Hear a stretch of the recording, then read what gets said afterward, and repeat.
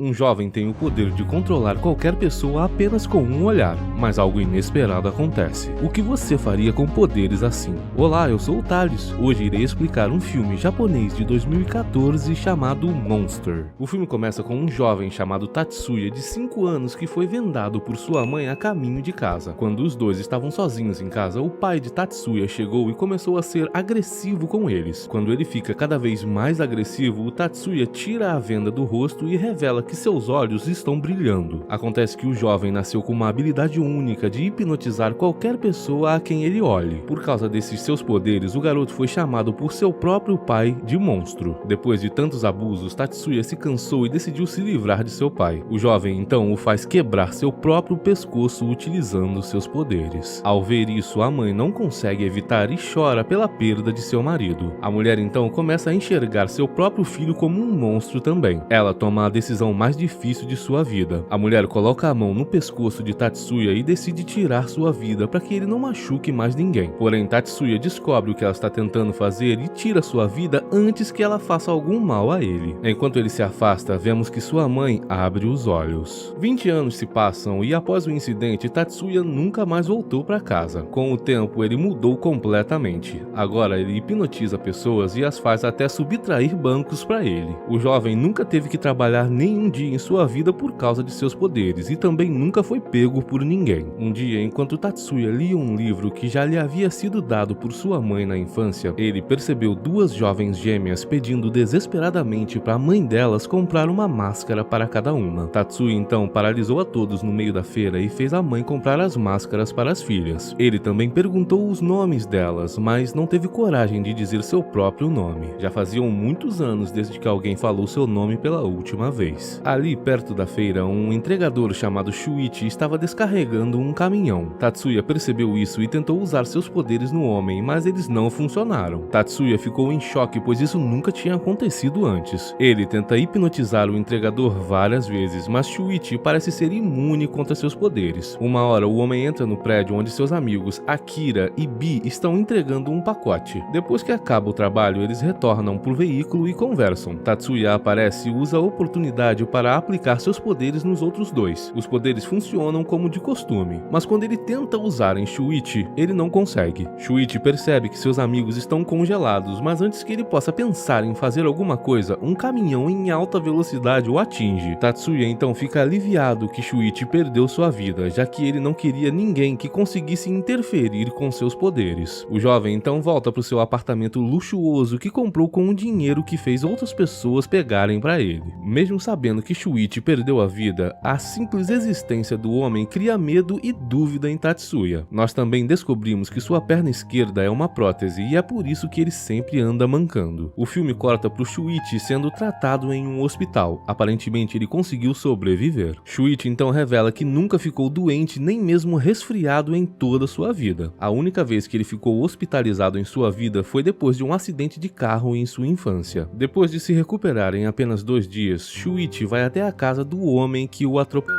Ele quer pegar um tipo de indenização pelo acidente. Porém, esse homem é muito pobre e trabalha consertando violões. Ele não tem todo o dinheiro para dar a Shuichi na hora e pede para poder parcelar a dívida. A filha do homem, chamada Kanai, aparece e oferece a Shuichi todo o dinheiro que ela havia economizado para publicar o seu livro. Porém, Shuichi fica com pena e não aceita o dinheiro, mas aceita trabalhar para o pai dela em sua loja, já que havia perdido seu trabalho depois do acidente. Nas próximas semanas, Shuichi aprende tudo sobre o trabalho e também forma uma amizade muito forte com Kanai. Um dia, Tatsuya vê Shuichi na rua e descobre que ele ainda está vivo. O jovem vai verificar e descobre que seus poderes ainda não funcionam nele. Naquela noite, Akira e Bi vêm visitar Shuichi no trabalho. Enquanto todos conversam, Tatsuya invade a casa e hipnotiza a todos menos o Shuichi. O jovem quer de qualquer maneira tirar a vida do pobre rapaz simplesmente para recuperar o controle sobre o mundo que ele criou para si mesmo. Shuichi entra em pânico e pergunta quem ele é, mas Tatsuya não responde e manipula Akira e Bi para conter seu próprio amigo. Ele até faz Kanai enfiar uma faca em Shuichi. Porém, Shuichi se levanta e acerta um golpe em Tatsuya. Vendo que a situação complicou, Tatsuya então hipnotiza Kanai e faz ela empurrar seu próprio pai pela janela. Ele então usa essa oportunidade para fugir do local. Todo mundo volta a si e correm para o hospital para tentar ajudar o pai de Kanai. Porém, já era tarde.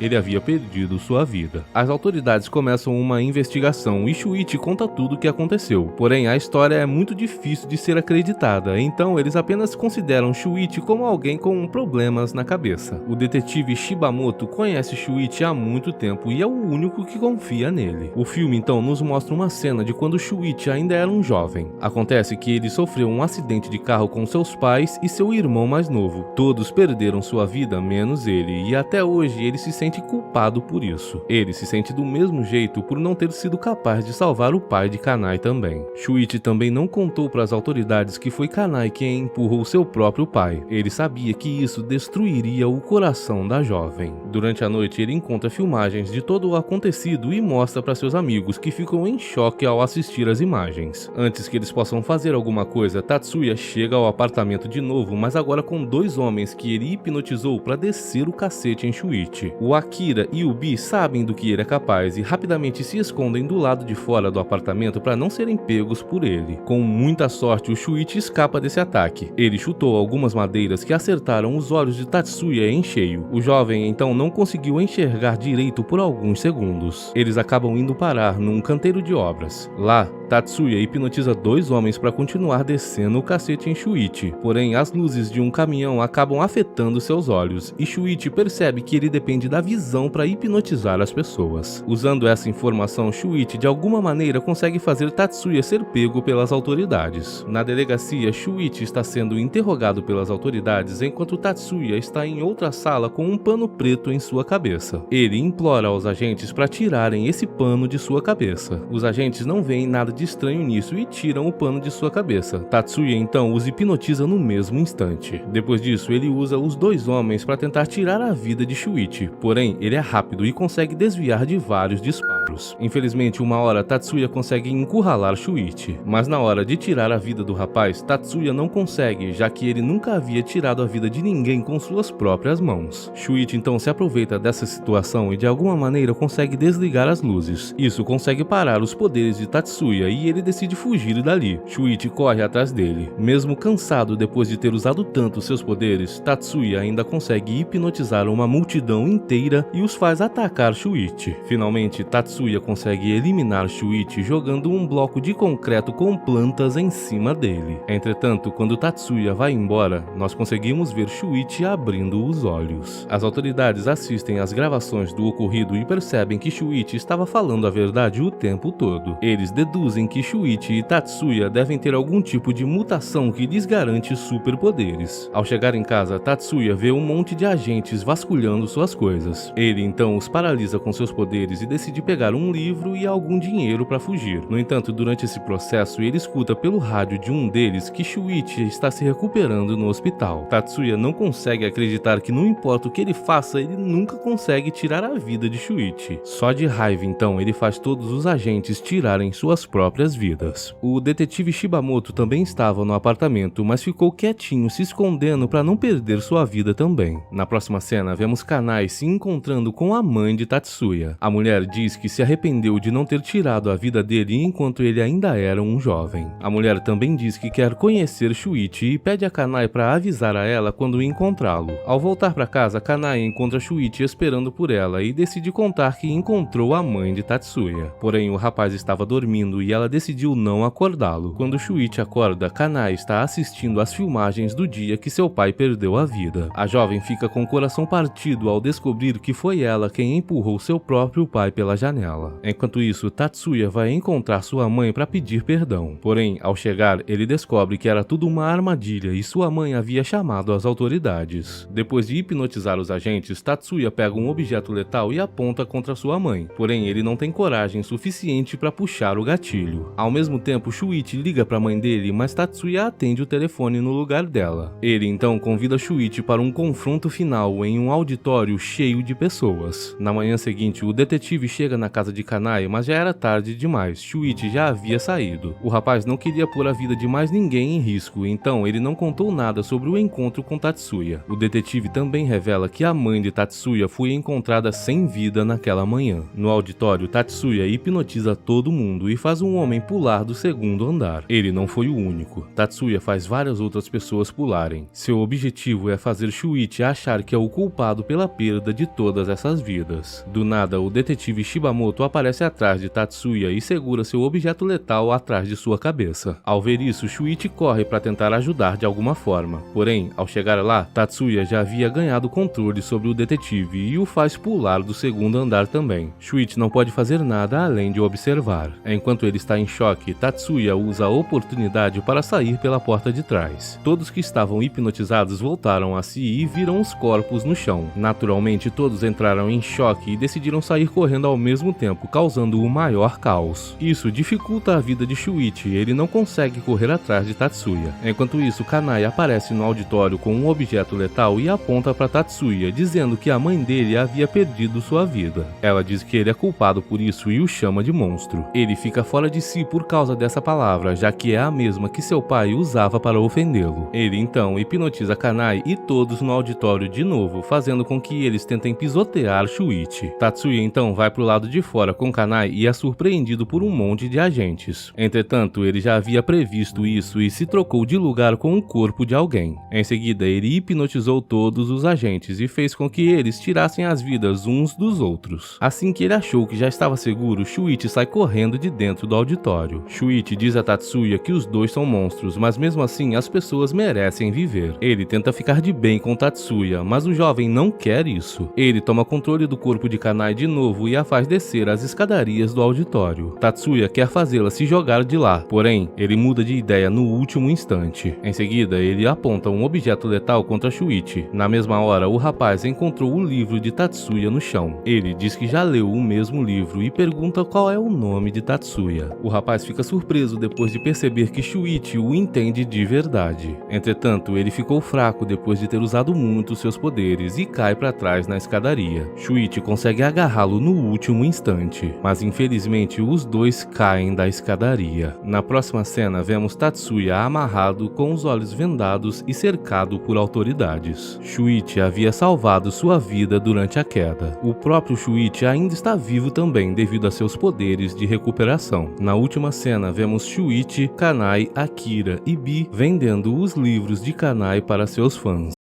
O Estranho Thomas.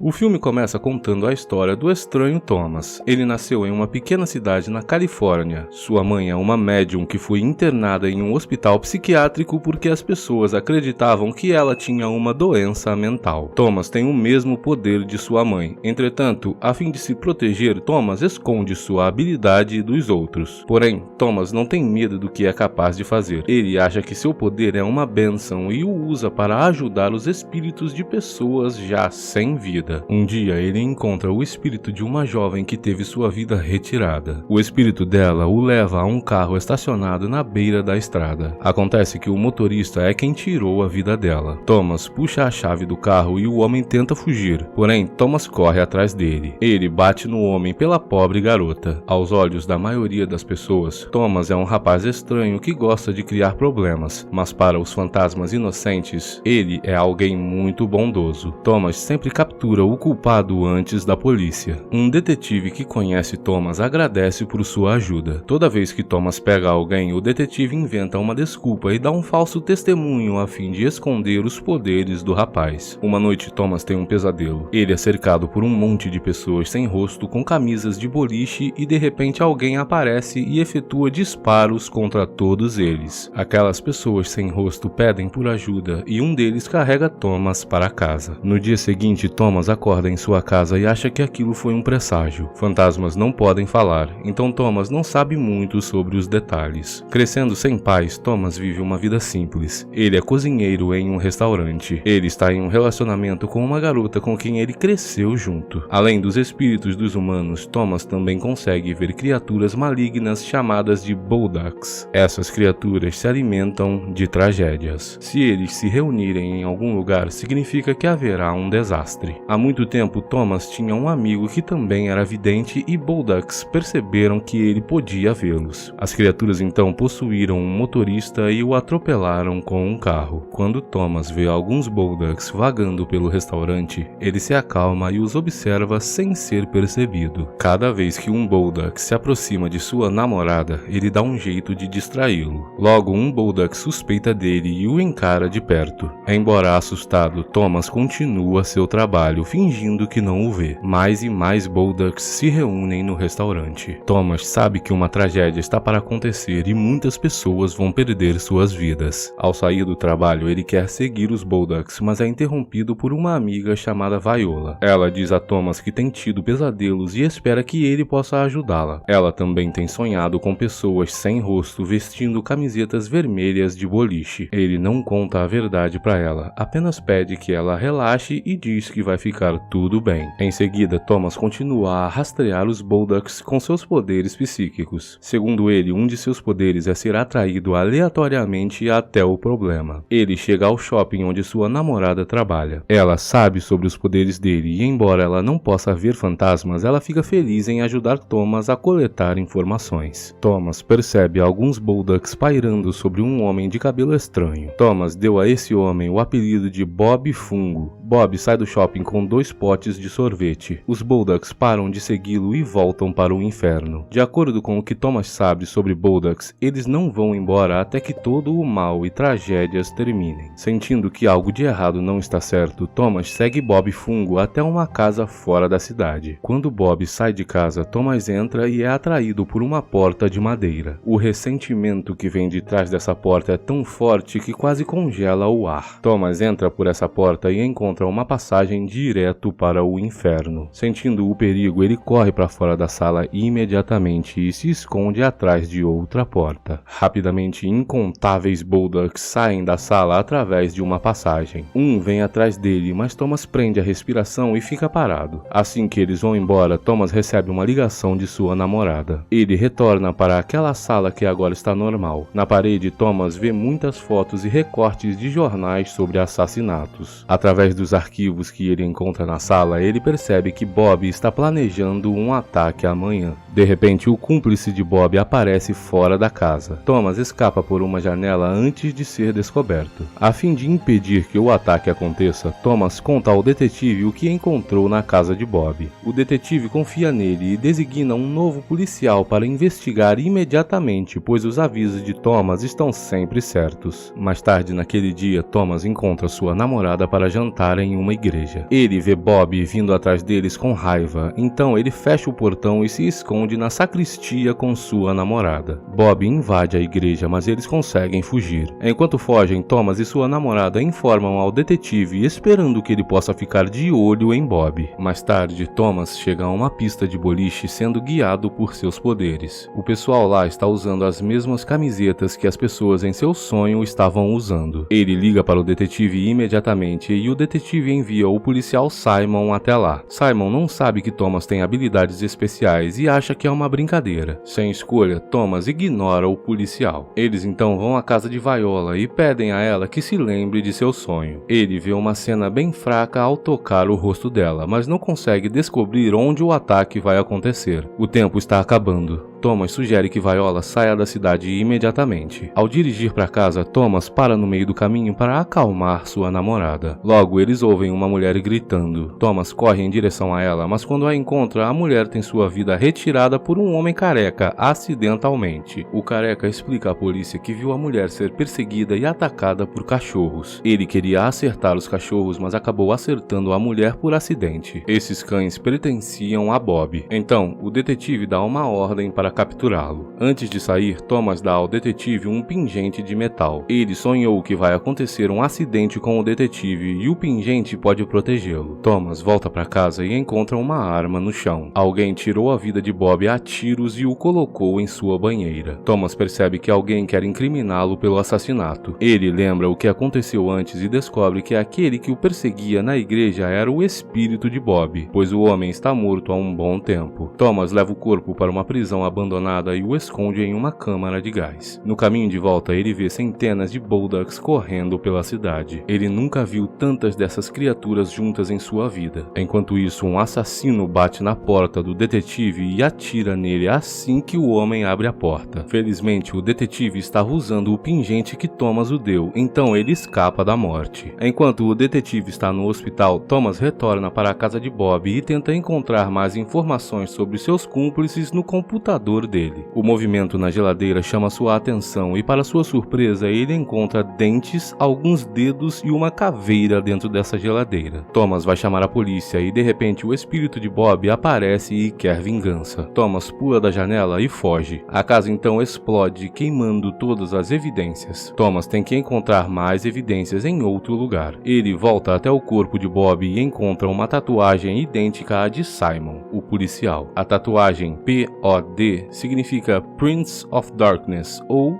Príncipe das Trevas, representando a adoração ao demônio. Thomas é atraído até o shopping por seus poderes. Todos os funcionários da sala de monitoramento perderam suas vidas. Thomas nocauteia o assassino com um taco de beisebol e tira a máscara dele. Para sua surpresa, o assassino não é o policial Simon, mas sim o novo policial. Thomas agora percebe que Bob Fungo tinha 2 cúmplices. O plano deles foi interrompido por Thomas. Eles tiraram a vida de Bob, que foi rastreado por Thomas, e tentaram se livrar do detetive. A namorada do novo oficial viu arquivos sobre o ataque, então eles causaram um acidente e tiraram a vida dela. Thomas percebe que os Boldocks não pairam sobre Simon e o novo oficial, o que significa que os Boldocks descobriram a habilidade de Thomas há muito tempo e estavam apenas o enganando. Pensando que sua namorada ainda está no shopping, Thomas pega uma arma e corre. Ele vê Viola, que não saiu da cidade, e o pessoal da pista de boliche. O sonho dele está se tornando realidade. A porta do inferno se abre de repente no telhado do shopping. Muitos Boldocks saem por essa porta e ocupam todo o shopping em um piscar de olhos. Thomas está procurando por Simon e ouve pessoas gritando. Essas pessoas correm para os portões, porém todos eles foram fechados. Um atirador mascarado começa a efetuar disparos contra a multidão. Embora os Boldocks tentem detê-lo, Thomas consegue acertar o homem e tirar sua vida. Depois disso, Thomas vai para a sorveteria para checar sua namorada. Ele fica aliviado ao perceber que ela está ilesa. Antes que ele possa se reunir com ela, Thomas vê que o espírito da namorada do novo policial está chamando por ele, e os Boldocks ainda estão lá. Thomas percebe que ainda não acabou e então tira a máscara do homem e descobre que ele é o homem careca que acertou a mulher por acidente. Acontece que há 4 membros na equipe de Bob. Simon é o líder. Thomas segue o espírito da mulher até o estacionamento e descobre uma van cheia de explosivos. Um Boldock possui Simon, que estava saindo do estacionamento, e o faz atirar em Thomas. Thomas é acertado por um disparo, mas ainda consegue dirigir a van e sair do shopping. Simon se agarra na van pelo lado de fora e efetua disparos contra Thomas. Desta vez, Thomas, ao melhor estilo Matrix, desvia da bala e pula para fora da van em movimento. A van bate e a explosão tira a vida de Simon. Mais tarde, Thomas acorda de seu coma em um hospital e vê que sua namorada tem lhe feito companhia. Thomas ficou famoso por salvar a vida de muitas pessoas. Ele e sua namorada se divertem muito juntos, comendo, bebendo e assistindo ao canal Radicalizando Filmes. Um dia, o detetive e sua esposa batem em sua porta. Thomas finalmente enfrenta a realidade. Sua namorada perdeu a vida no shopping aquele dia. Ele fica muito triste, mas tem que aceitar a verdade. A namorada dele só ficou neste mundo por causa dele. Ela não queria vê-lo sozinho. Embora com o coração partido, Thomas deixa sua namorada ir. Ele acredita que um dia a haverá novamente. Antes disso, ele vai ajudar os vivos e os mortos que precisam de ajuda. Obrigado por assistir. Até o próximo.